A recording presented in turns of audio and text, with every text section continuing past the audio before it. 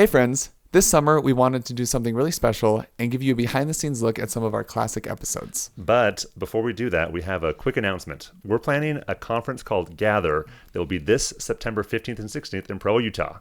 And the event is being put on by a coalition of people that exist in the LGBTQ Latter Saint space. Yeah, it's going to be Christ-centered and church positive, and it will also be really expansive, including people on a variety of paths.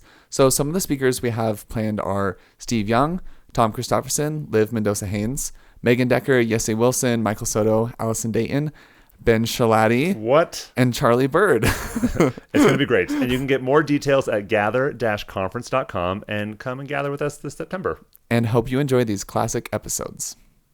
Okay, so today we're going to talk about Season 1, Episode 45, Why Do You Stay in the Church? And this one was just me and you, Ben. We did not have a guest. Nope. Maybe the Holy Ghost was there. I hope so. But episode 45, our first season was so long. Yeah, it was. And I remember you saying, we should do different seasons. I'm like, let's just keep going. We don't need to stop.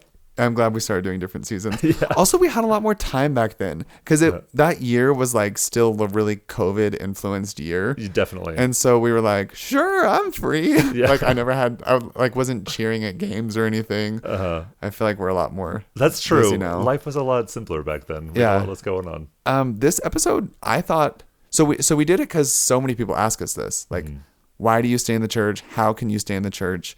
And, a lot of times, even when it's asked of me now, it's kind of like, why do you stay in the church so I can tell someone else how? And I'm like, no. That's not, like, I feel like if that's the reason you're asking the question, you're kind of missing the point of seeing the person. But it was really fun to just talk about our testimonies and why each of us individually really do continue worshiping in this church that, as we said in the last episode, it's really hard to find a place in. Yeah. And, this was like 2 years ago. It was quite a while ago. Yeah. And as I was listening, I thought, this is what I would say in this moment. Then I like said the thing. Yeah. I'm like, turns out I'm still me. Yeah. It's like I've had like very constant feelings about this. But I listened to it. I listened to the episode after my temple shift last week. And I hadn't closed all my rings yet on my Apple Watch. So I needed to burn some more calories. So I was like, Ben is known to like march around the couch until his rings close. Well, I don't go to the gym on the days I work at the temple, so it's harder to close my rings. Yeah. Anyway, so I was like, I did a couple circles around the temple while listening to it, which was a lovely setting. And then as I was driving home, which is not that far away, you told that story about you giving a blessing. Yeah. And I started crying. I thought it was so beautiful. And the thought I had was how sad it would be if you couldn't have those experiences anymore. And then I thought of like all the women who don't get to like ever have that experience. And I thought, God is really good to like wherever we're called to work in the vineyard and serve, that we can have those kinds of experiences, because if someone can't give a priesthood blessing, of course there's still ways to access the power of God and call down the power of God to bless us and his children. Wow, that's special. That was the thought I had. And then I sat in my car and finished the rest of the episode. Punch everyone in the gut, Ben. That was the thought I had. No, that's a really beautiful thought. I feel like this episode started out so strong when you said, I'm not staying in the church, I'm moving forward in the church. And I just love that little reframe.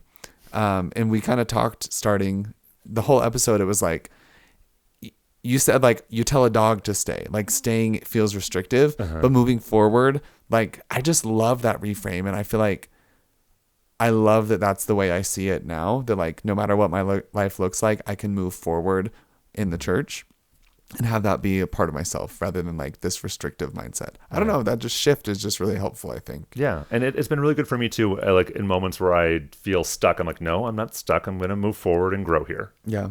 You talked about Jane Manning James in it. I love her so much. She's wonderful. Yeah. And it was cool because I've been reading My Lord, He Calls Me, which is Deseret Book published it a few months ago, and it's a collection of essays written by Black American Latter-day Saints.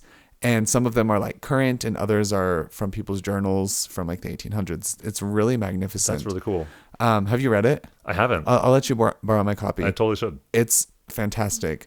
And I'm really inspired by people who find value in the gospel and exercise faith in Christ amidst like so many barriers that society and life and policy or whatever puts for them. I think it's just so inspiring. And this episode actually reminded me a lot of what these early Black Latter-day Saints were saying. And again, I'm not trying to like pull comparisons between the two situations, but I just think there's something so powerful in turning to Jesus Christ when you feel like the world is restricting your faith. Yeah. It's special. Definitely. And moving forward because of like internal motivations to be involved. Yeah, like true belief. Yeah. And you said something like this is my home. Why would I leave my home? Yeah. I just really love that. Yeah. Another thought I had listening to it was that I'm really glad pieces of my testimony have been encapsulated at different parts of my life. Because there were things that I remembered and there were stories that I shared that I was like, oh, I forgot that was so meaningful to me just because I haven't thought about it in a while. And it's cool to be able to, like as a gay person, the thought of having kids, we've talked about this before, like the thought of having children is like a maybe or maybe not. Like I almost don't even let myself get my hopes up because who knows? And yet it's cool to like have a part of me passed down. Yeah. I don't know. Well, I'm working on another book that I've mentioned before. I don't know if we'll ever get published, about my mom. Yeah. And I have a chapter about, like finding my mom's journal and reading it. And I talk about how everyone should leave something behind for the people who love them that will miss them when they're gone. Yeah. And at the end, I don't know if this will ever get published, but at the end I write, I've done too good of a job of this. I'm leaving too much behind. But it is cool that, these pieces of us are going to be around for a long time. Yeah. And this episode is something I'm really proud to leave behind. So I hope y'all enjoy it.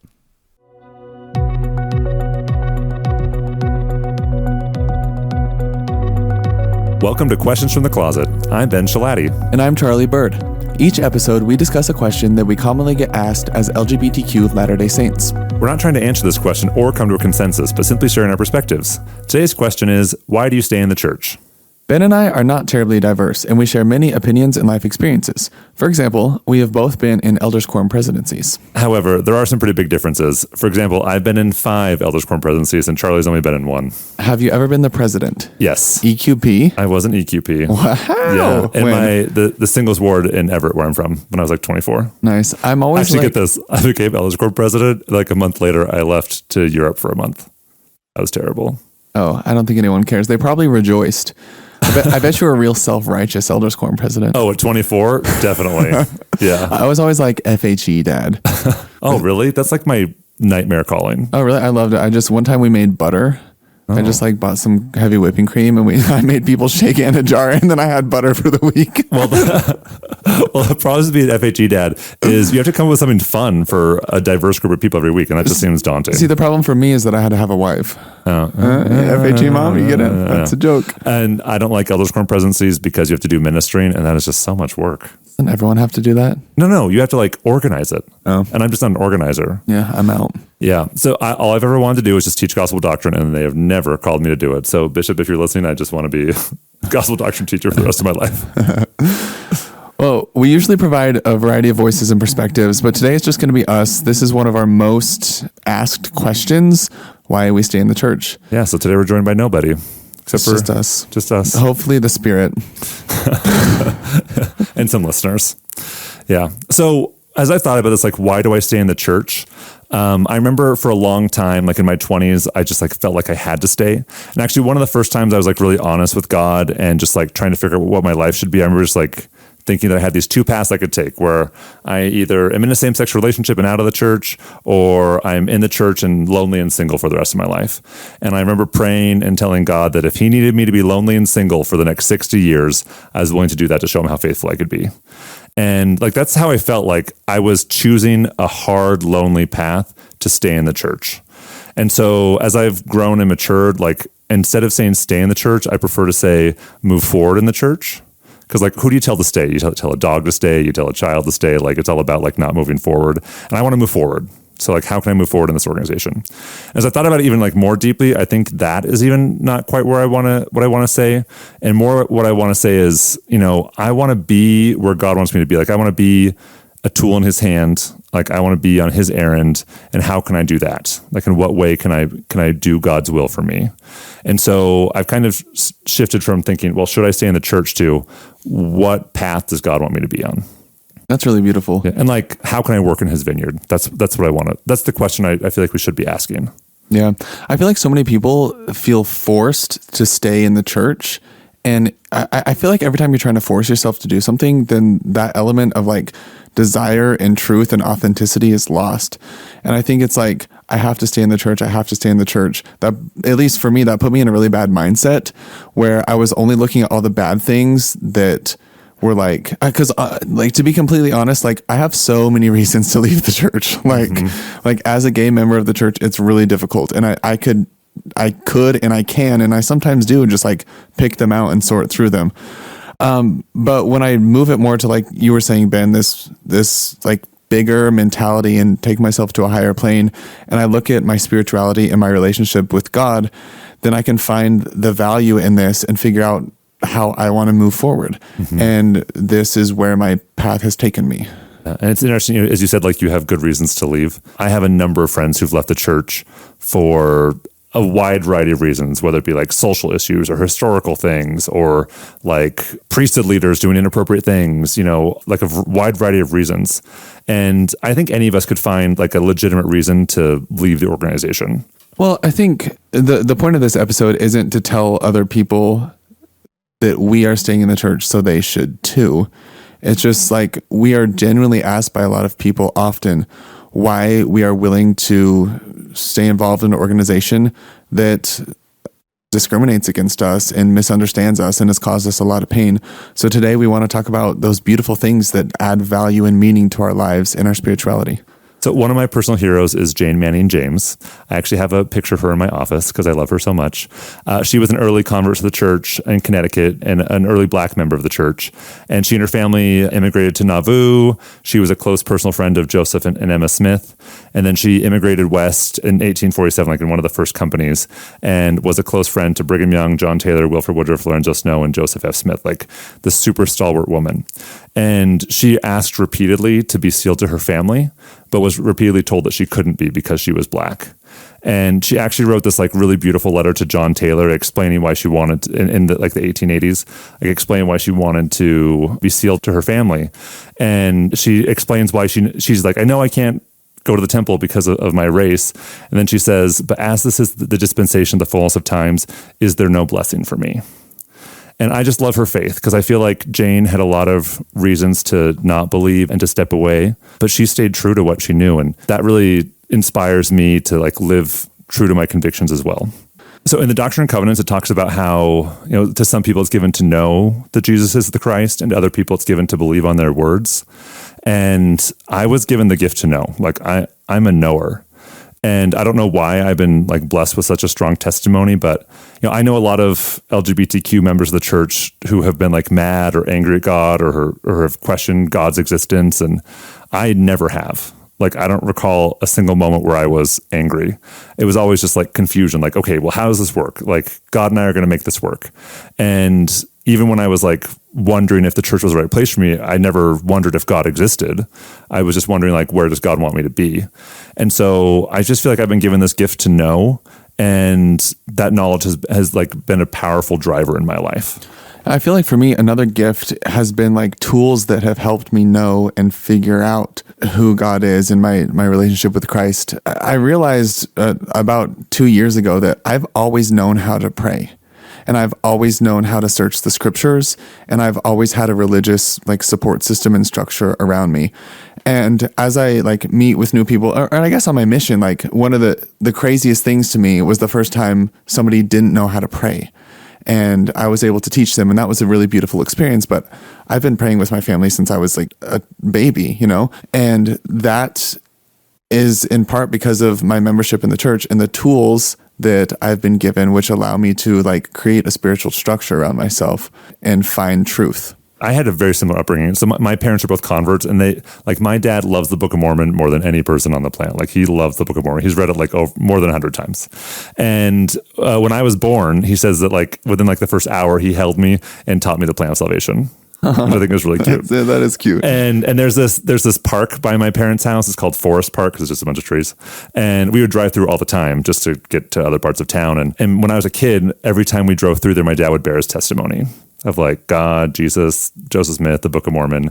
And so my whole life, like I was raised to just like believe. And my parents were not the kind of parents to like force us to do things. Like I didn't have to get my Eagle Scout before I could drive. Like I don't even have a single merit badge. We didn't have to go to seminary. Like we just weren't forced to do things. But I saw my parents praying every day. I saw my dad read the scriptures every day. And that just like taught me all these things that I wanted to, like all these habits that I wanted to follow. You mentioned the Book of Mormon. I also really love the Book of Mormon. And in the times that I've like most wanted to leave or been like dealing with the most doubt, when I turn to the Book of Mormon, like somehow it always gives me answers, always. And somehow it also has this way of like helping me shed hatred and anger. It really does. And so I read the Book of Mormon every day, and I have ever since I was a child. I can't remember a time when I didn't read the Book of Mormon every day. And I also pray, and this is going to be like so cliche, like primary Sunday school, but like reading the Book of Mormon and praying has grounded me and helped me look through a lot of the difficulties that have accompanied my church experience. Yeah. Yeah, I feel very similarly. Like I told the story too many times, but one of the times I was thinking about leaving the church, I remember just telling my parents everything, and my mom told me that if I needed to leave the church and marry a man, that he and I would always be part of the family. And so I've spent a lot of time just like trying to figure out what I was supposed to do. And I remember opening up for some reason into the New Testament in Matthew, where it talks about how, when Jesus is in the Garden of Gethsemane and he prays, he says, "Father, if thou be willing, let this cup pass from me. Nevertheless, not my will, but thine be done." And I was like, I want out of this too. Like I want out of the tough thing that I'm being asked to do. Like I don't want to drink this cup, but like what does God actually want me to do? And then there was like a footnote to that verse that was in the Book of Mormon. It was in 2 Nephi 10, and it says to reconcile yourselves to the will of God and not to the will of the flesh. I was like, well, what is God? Like what is God offering me? Like what is he asking me to do?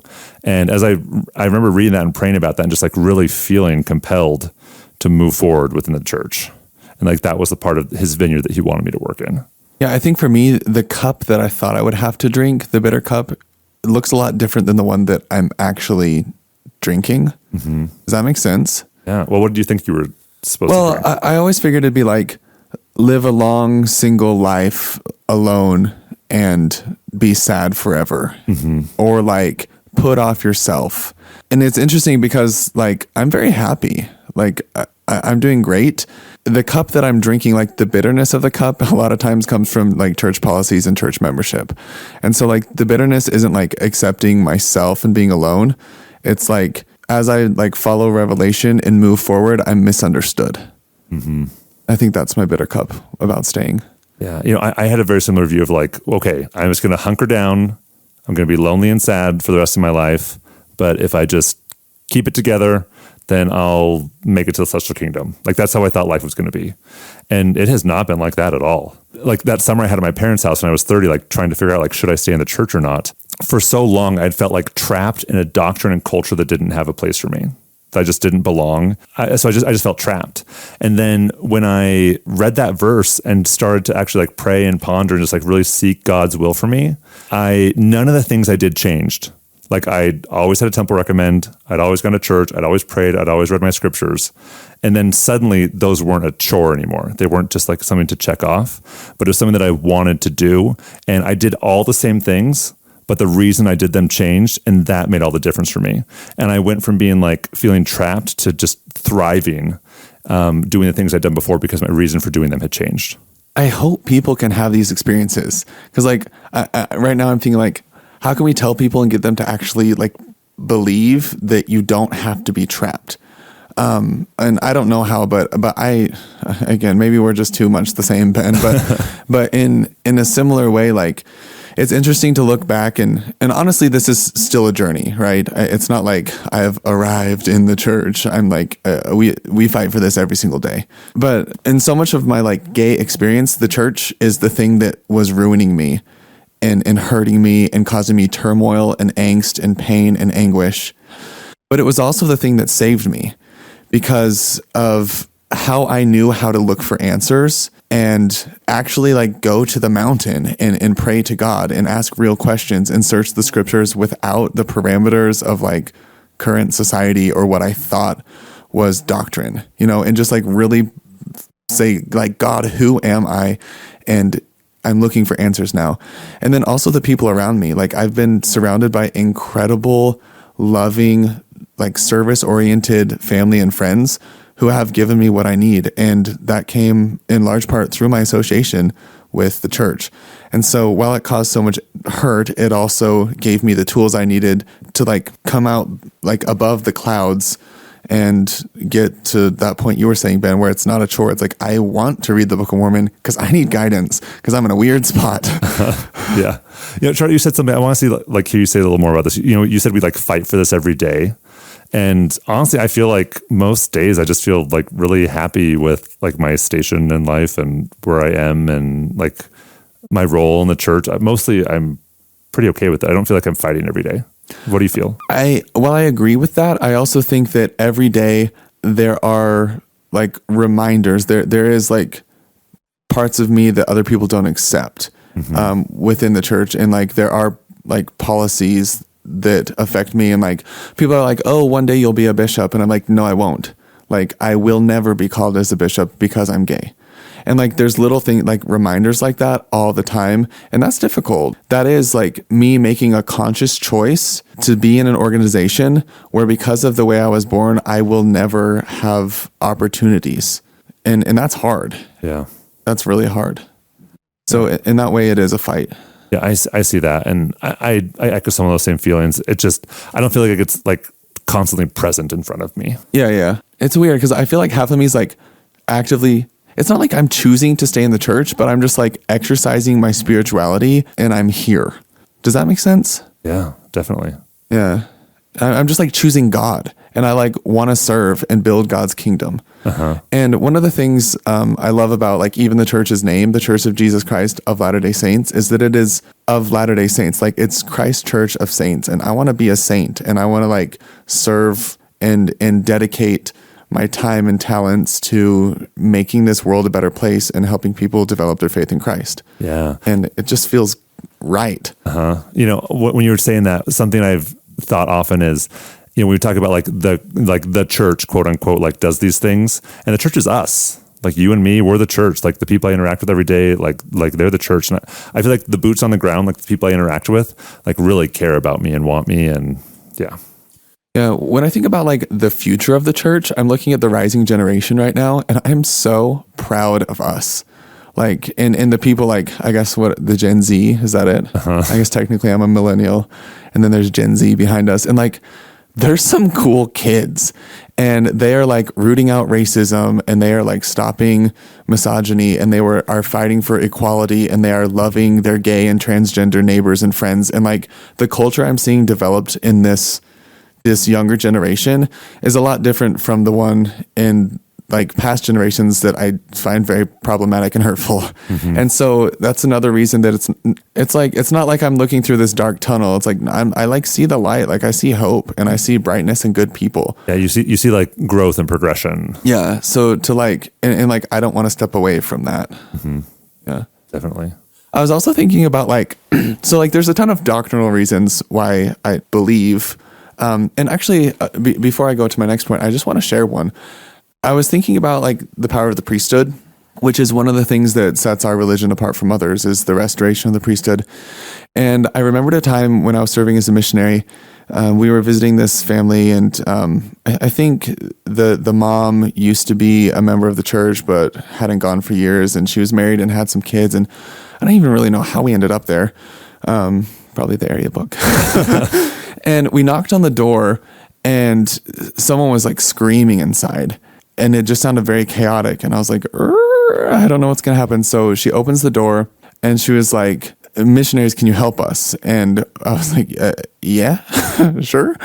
And so her son, he was probably 3 or 4 years old, had smashed his finger and it was bleeding profusely. And like the nail was already black, and he was screaming, and it was so sad. Like I hate when kids get hurt. It's awful. But he was just like really in a lot of pain, and she had a lot of kids, and like they were freaking out, and she was like, I need to go to the hospital, but I don't have a car. and we were like on our bikes, you know. And she's like, "Can I take your car?" And we're like, "Yeah, sorry, like you couldn't anyway, but also like this is a bike." Anyway, it was just like a really high stakes situation. And I was like, "Can we give your son a blessing in this meantime while you're trying to figure things out?" And she agreed. So my companion anointed his head with oil, and he was still like screaming and crying and like writhing in pain. And then we switched. I put my hands on him, and then my companion followed suit on his head. And I started giving a blessing, and immediately just a calm rushed through the entire house. And as soon as I started speaking, this kid went quiet and he stopped crying. And I gave a blessing, and I just like felt like God pouring through my veins, like golden, godlike power, just like coming through me into this child. And it was dramatic, the change in the tone and the atmosphere. And when I finished the blessing, the boy smiled and said, and like asked for a toy car. And his mom gave him the toy car, and he started playing with the toy car on the ground. And he was healed. Mm-hmm. And I was like,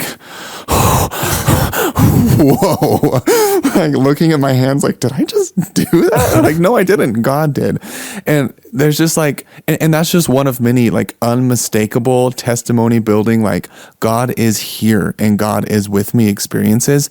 And I want to put myself in a position where I can have those experiences and be a blessing to others, because I've never felt more like satisfied with my life. Charlie, I think that's a beautiful experience. It's just like seeing like the power of the priesthood is real. Like this is something that is real that you've experienced. And, you know, I told the story peripherally on a previous episode with my friend Heidi, who was like, we were good acquaintances and friends, but I'd never even been to her house, and she offered to let me stay at her house during the pandemic. And I just felt like this really oddly strong prompting to stay at her house, even though I'd never even been there.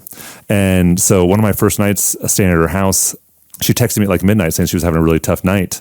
And so I texted her back, and I offered to do like 5 things in the text. I was like, we could watch a TV show, or we could do this. And like in the middle, I said, I could give you a blessing, because I didn't want to be like so presumptuous as to say like, I could give you a blessing. Right. And she's like, yes, I would love a blessing. So I got dressed up, and then she came out to the living room. And as I was giving her a blessing, I just felt so strongly to tell her that God had sent me to be there with her that night, because he didn't want her to be alone. And I was like too embarrassed to say it.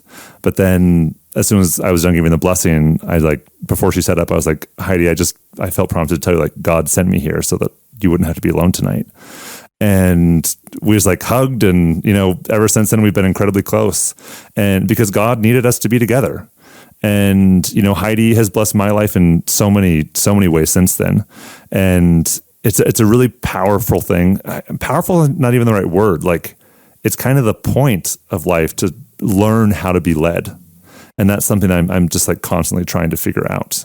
I think about when like in my younger years, I was like learning to hear God and like learning how God speaks to me. And as I like learn that more and more, I just like get led into really wonderful, beautiful ways. So there's a cultural aspect of the church that I really find distasteful. Tell me more. Well, no, that's not what I want to talk about. Because I want to talk about the cultural aspects that I love. And one of those is like the connectedness of this world.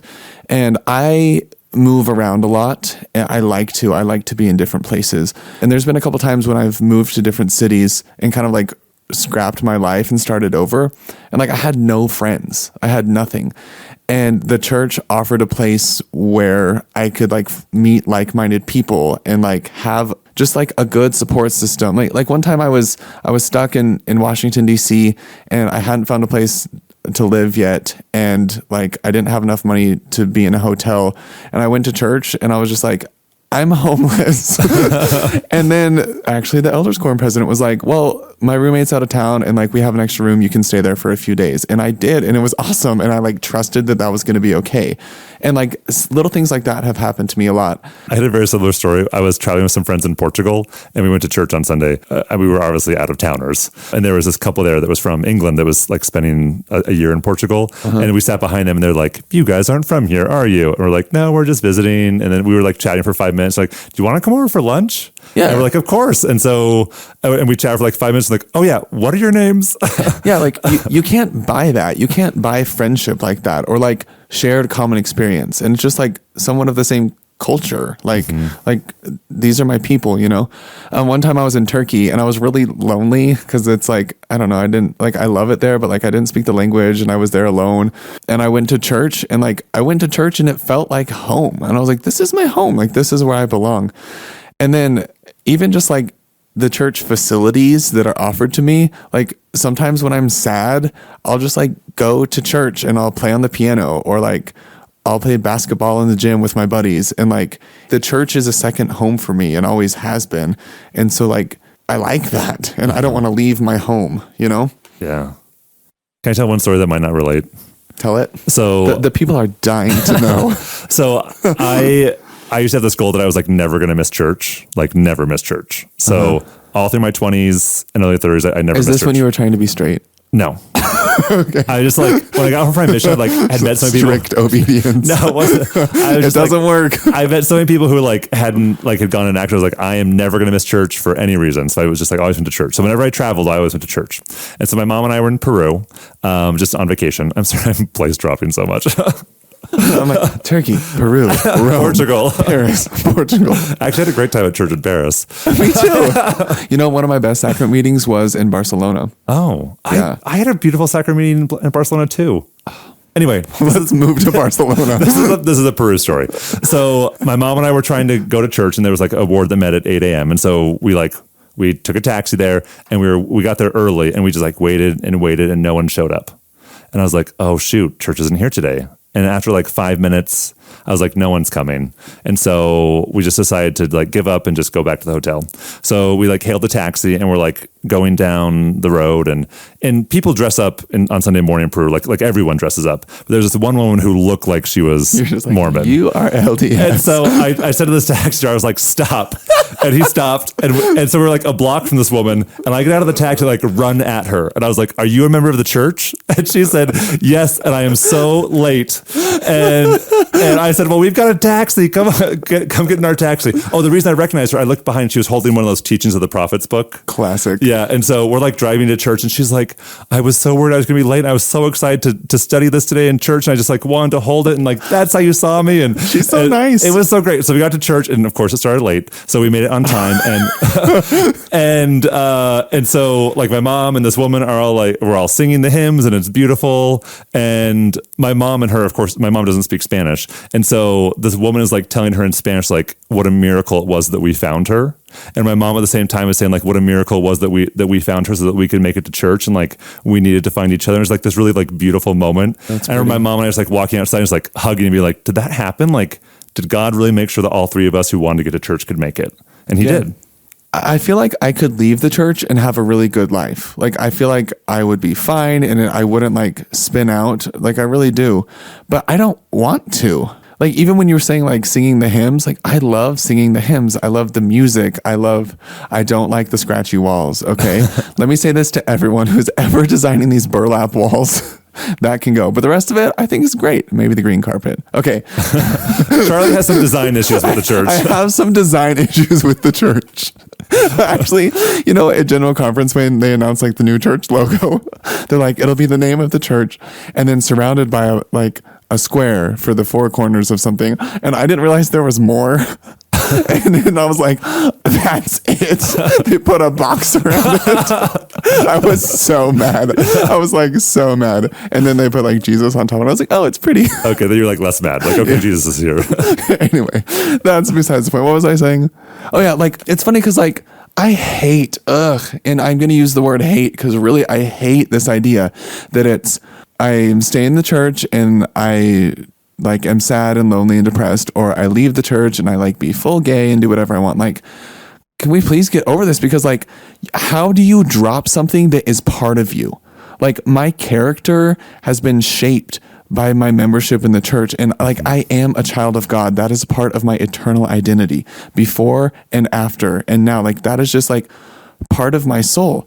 And I am gay. Like, that's part of my soul, and that experience has shaped my life and the way I see the world and the things I like and the things I do. Like, so much of that, like both of them combine to create me, and I'm not gonna drop one of them just because someone wants me to. Like, ew. I wrote a blog post once, and a friend who I hadn't seen in years, we'd been like friends when I was like newly back to BYU after my mission. He was in my ward, and we were like Facebook friends. We hadn't talked in like 8 years. And he messaged me, he was like, asked if he could call me. And he was just super kind, just like asking about my life. And he had, stopped attending church, didn't believe anymore, had even removed his records. And he's like, Ben, just like live your life, like be gay and live your life. And I said, well, I mean, I like being in the church. It makes me happy. And he said, Ben, you are just a naturally happy person. You would be happy in any setting you were in. You don't need the church to be happy. And I think there is some... I think that's true. I think that's true. Like I am just a happy person, and I think that I would be happy in any situation, or at least, I mean, I would find the happiness in it. But still, like, I'm not in the church because I feel like if I left, I would be sad, but because this is where I want to be. Well, and I feel like at the end of the day, there should be intrinsic motivation for your reason to do anything. Mm-hmm. And like, if your reasons for like staying, like if you're going to church and you hate it and you feel like everyone just wants you to stay, like maybe you need to reassess where you're at and like figure out some things. But like, if you're intrinsically motivated and there's like beautiful parts that you love, you can keep those no matter what your life looks like. Like if you are single and celibate and staying in the church, that's great. And if you enter a relationship with someone and are staying in the church, like that's great. And if you get married and still like stay as involved in church as they will let you, that's great. And that doesn't mean there's not like current problems with culture or like structure. Like there are, like, that's kind of why we started this podcast, because there are like serious issues with being a gay member of the church. And listen to episode 37. Is there a place for me in the church? If you're wondering more about those, but like those exist, but it's not like this dichotomous thing, it's like so not black and white. Mm-hmm. It's rainbow. Oh no, that was a Ben joke. I'm spending way too much time with you. It was a solid joke. Thanks. Well, and then I hear this a lot and I believe it, but also, I don't know. We'll see what I think about it as I say it. But like, I say this sometimes, like if everyone who feels different leaves the church, then nothing will ever change. It'll just be a big echo chamber of people who are exactly the same. And I don't think God ever intended that. That is not Zion. Like one heart and one mind does not mean everybody looks and thinks and acts the same. It means that we see each other and we show up for each other and care for each other and listen to our experiences, and that we make changes and accommodations to where everyone is able to develop faith in Christ. Mm-hmm. And I'm going to stay, like, I would stay for that reason alone. I think like me personally, I would. And just everything else is just other great reasons that I like my association. Yeah, definitely. Charlie, what are some of your spiritual practices that like allow you to have communication with God so you can know what he's guiding you to do? Yeah, I think I can pretty much boil it down to 3. I read the scriptures every day. Like I read the Book of Mormon every single day, and I do not miss, and I make it a priority. And I pray morning and night every single day. In addition to just like a general attitude of, I don't know, I feel like weird. I don't want to just be like, this is how spiritual I am. But like, this is what I do. Take it or leave it. I like talk to God during the day. Like I'll be driving and I'll turn off the radio or my aux cord and just be like, hey God, like I'm driving. And I just like try to keep an open communication. And then I listen to uplifting music. And I feel like as I like the combination of those 3 things, which are all small and don't take up much time, like make me better and put me in a position to where I'm able to receive revelation. Mm-hmm. And then like, yeah, I like listen to conference talks, and sometimes I'll drive past the temple or just sit on the grounds and just like put myself in like meditative, spiritual scenarios where I can receive what God has for me. And I ask for it. I say, God, what do you have for me? Yeah. What about you? Very similar things. I've tried to, I've my most insincere prayers are my morning and evening prayers because they're like the ones I'm supposed to do. Like a checklist prayer. And there, like a couple days ago, I had started praying. I said, "Hey Siri." Oh no! I know. I'm like, oh geez, I'm very tired. And then one time I woke up early in the morning and I was like, like I am not a morning person. I just like rolled over and I was like, "Hey there." Anyway, but my during the day prayers are usually much better. And I've tried to be more cognizant of just like being thankful when I like see blessings in my life. Yeah. And I remember one day I was living in Tucson, and my dream job my whole life, well, ever since I was like a teenager, has been to be a seminary and institute teacher. But I can't because I'm single. You have to be married to be a seminary and institute teacher, like a full-time one. and I have problems with that. Everyone just I do too, but that's not the point of the story. So I was hired to teach release time seminary, like as a student teacher one semester in Tucson. And so I, like my first day teaching in Tucson, I was like driving home and I was like, oh my gosh, this thing that I've always wanted, I get to do it for 4 months. And I just like said a prayer of gratitude. And I just like felt this like immense wave of the Spirit. Like, I know you wanted this and I made it happen. Ben, you're like the most optimistic person I've ever met. I'd be like, I can't believe I finally got what I wanted, but I only get it for 4 months. Well, I mean, the glass is half full. I mean, I got to do it. That's beautiful. Thanks for sharing that. But another spiritual practice I have that's really important to me is I write in my journal every night. Yeah. And sometimes it's just like, nothing much happened today. But I think what's important for me about that is I'm just like a really active person. Like I'm doing things, I'm with people. And it's like the one time I like slow down every day. And oftentimes I'll just be like writing and then I'll just like stop and just like lay on my bed and think. And it's like the time every day where I just like take time to think, like what, like what happened today, what I want to have happen tomorrow, what is worth making a record of. And that has been super important for me. Like I probably receive communication from God more often when I'm writing in my journal than any other time. Well, and I think your journal has been a blessing to a lot of people because you've like directly quoted it in your book. And there's been times when we've been talking and like trying to figure something out or how to say something. And you're like, I have a journal entry from 2002. And I'm like, honestly, you killed it. Like, that's exactly what we need to say. Actually, when Kevin and Allison were dating, I was living with Kevin and Allison was one of my best friends. And so I like wrote about their relationship in my journal and they'd be like arguing about something like, when did this happen? Like, oh, let me see it. I would like tell them. Oh, no. I like recorded their relationship. He keeps receipts. Yeah. Oh, that's funny. Yeah. Well, and then there's like so much of my adult like religious experience is unlearning all the things that I thought made up a religious experience when I was a kid. Like it was so like stagnant and authoritarian the way I used to see everything. And like you said, like my morning and evening prayers, like I do every day, but like my best prayers are when I just like find a quiet space and speak out loud and just talk.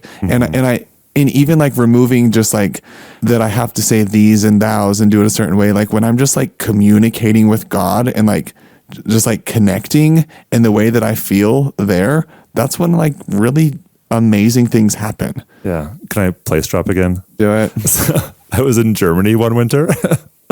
And my friend that I was traveling with had gone off to some other city. We were like separating for a couple of days, and it was a Sunday. And I was like went on a walk. And I was just like listening to music on my iPod, and I was like all by myself, like not in a forest, but like on this like foresty road in like some small town in Germany. And I just like started singing. I was like, because no one was around. Yeah. And I was like, I feel like praying, like thanking God for this like beautiful day, and it just like felt so good. And I just like prayed out loud, like walking down a snowy road in Germany. Yeah. Just really beautiful. And like, how do you leave that? How do you leave yourself? You know? And so it's not like, why do you stay in the church? It's like, I am me and this is who I am, you know? And yeah, that's nice. That's pretty. Yeah. And I think this goes back to what I said at the beginning, you know, it's not about like, there's like this corral that I have to make sure I'm within. It's like, where am I being guided to go? Yeah. And I just can't imagine a life where I'm not living the teachings of the Church of Jesus Christ of Latter-day Saints and actively engaged in it. Because like that's where I constantly feel called to go.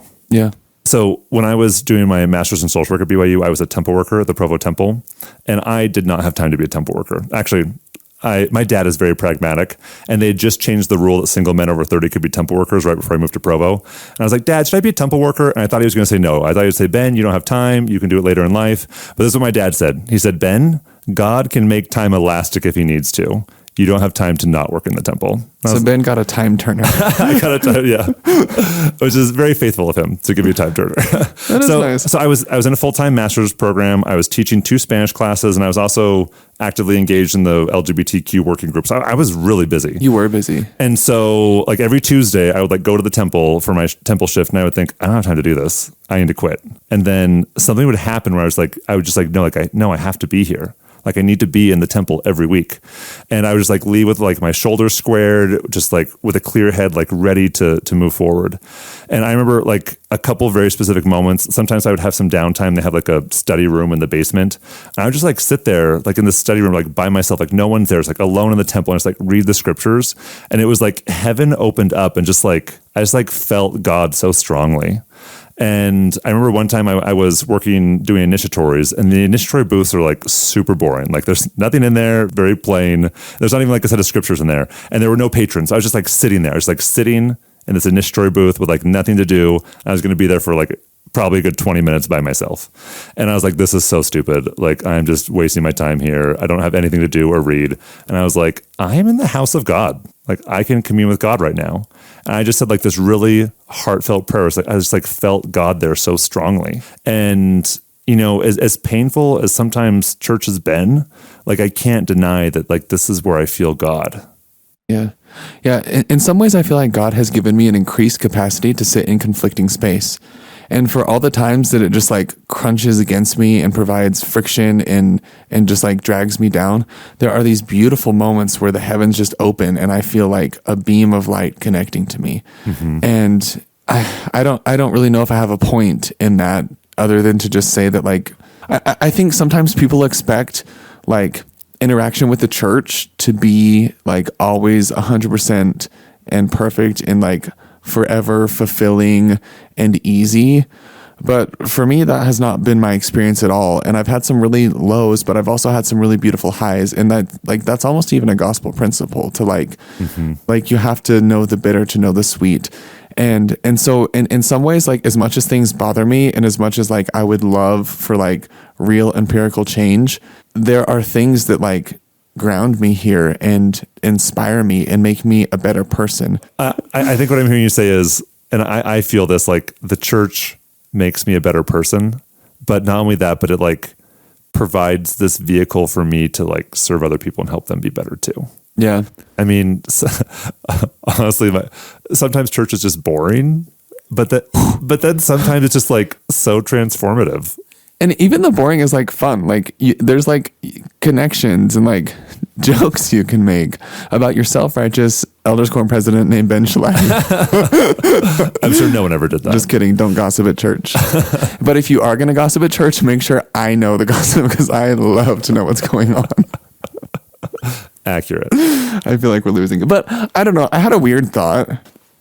Even the hard things about going to church for me have like forced me to action and made me like think critically and push me further. So like I feel like in a lot of ways I have been able to, most often with the help of others, like take that friction or that tension and like let it propel me further. It's like flicking a rubber band almost. And like I keep having experience like that make me grow and make me learn how to connect with people or like alter my language so I know how to meet someone on their level. And like there's just a lot of like this is the vehicle where I learn most, and this is the system that I operate in. And this system, like the good and the bad and the scary and the ugly and the beautiful parts of this system all like teach me how to interact with systems. And that's nice, you know? It's beautiful. So Ben, why do you stay in the church? I mean, just to be very concise, I stay in the church because I feel like this is where God is calling me to be. I feel like this is where he is calling me to work in his vineyard. And as I have sought revelation on where I should be and how I should live, I felt invited repeatedly to live within the teachings of the Church of Jesus Christ of Latter-day Saints and to actively participate in it. And I have, in my life, as I have done that, has become incredibly beautiful. That's nice. One thing I've learned, and we talk about personal revelation a lot, is, you know, I feel very called to stay in the church and to move forward in the church and to work in this part of the vineyard, but I don't want to say what anyone else should do. I just want everyone to seek their own personal revelation and do the thing that works for them. And I'm doing the thing that works for me. And so I wouldn't want anyone to criticize me for my choices, and I'm not going to criticize anyone because of theirs. Yeah, that's a really nice point. I remember my senior year in seminary, we watched this video, and I'm not trying to make direct comparisons here, but I'm remembering this and recalling it, so I feel like I'll share. But we were watching this video, those like old seminary videos that are like so 80s. They were new when I was in seminary. I bet you like them. They're so lame. With helmet in place. Okay. We just lost so many listeners with that. With the shield of faith, we are worthy to stand. Well, I'm watching the gospel. No, I'm just kidding.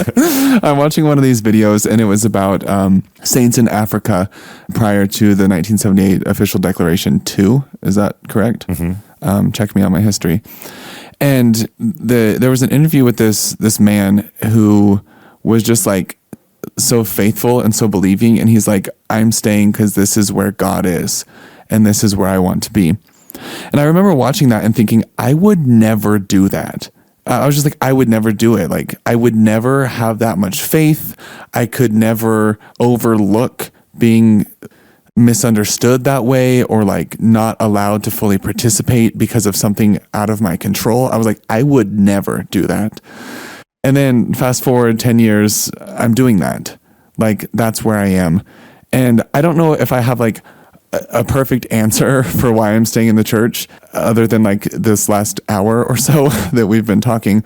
But it's not something that like I take lightly, because like I wouldn't do that if there wasn't a reason, like I wouldn't be here if I wasn't finding value, and if I didn't like feel God here. And honestly, I don't know what's going to happen in the future, but I know that this is where I'm supposed to be right now. And I feel like whole with that decision. Like, I feel good about that decision. And that's why I try to work so hard in this vineyard. Yeah. Charlie, as you were talking, I was thinking, stay in the church. It's kind of like when we say like the church is true, like what does that mean? Like, let's unpack that a little bit. Yeah. And as I think about like, why do I stay in the church? Like, why do I study the scriptures? Why do I study the words of modern prophets? Why do I take the sacrament? Why do I go to the temple? Why do I do ministering? Like, why do I magnify my calling? Why do I ask for and give priesthood blessings? Like, why do we do all these things like make up being a Latter-day Saint? And it's just like one of the things Joseph Smith said, he said like Mormonism tastes good to me. Like, it really tastes good to me too. Well, I feel like we should probably wrap up. We've been going for a long time. Yeah. Who knows? Our episodes like, and maybe like give us feedback. I don't know. Ben will read your emails. But like, is it okay? Because we used to try to keep our episodes to like 30 minutes, but now they're always like 45 minutes, an hour. This one's like over an hour, I'm pretty sure. Oops. But I don't think I would cut anything I like at all. And also, speaking of feedback, like, we are two dudes in a basement, like doing everything we can to work in the vineyard, like Ben was saying, and to try to like expand hearts and reach people. And we really appreciate everyone who shares our episodes and helps us grow this project that's so dear to us. And so if you liked this, like, share it, please. This podcast, honestly, is one of the ways I felt prompted to work in the vineyard. Yeah. And it really means a lot to me when people listen and share it. Yeah. If they want to. So thank you. Thank you to everyone. Yeah. If you made it this far, thanks. Thank you for joining us today. If you have enjoyed this or other episodes, please consider leaving a review, following us on Instagram or Facebook at Questions from the Closet, or sharing this podcast with someone you love. And as always, please remember that we do not represent the Church of Jesus Christ of Latter-day Saints or Brigham Young University. We're not trying to be prescriptive or tell anyone what to think or what to do. You heard two perspectives, and there are many, many more. We encourage you to listen to other voices and hear a wide variety of experiences. If you would like to submit a question or share a comment about today's episode, you can email us at questionsfromthecloset@gmail.com. Until next time.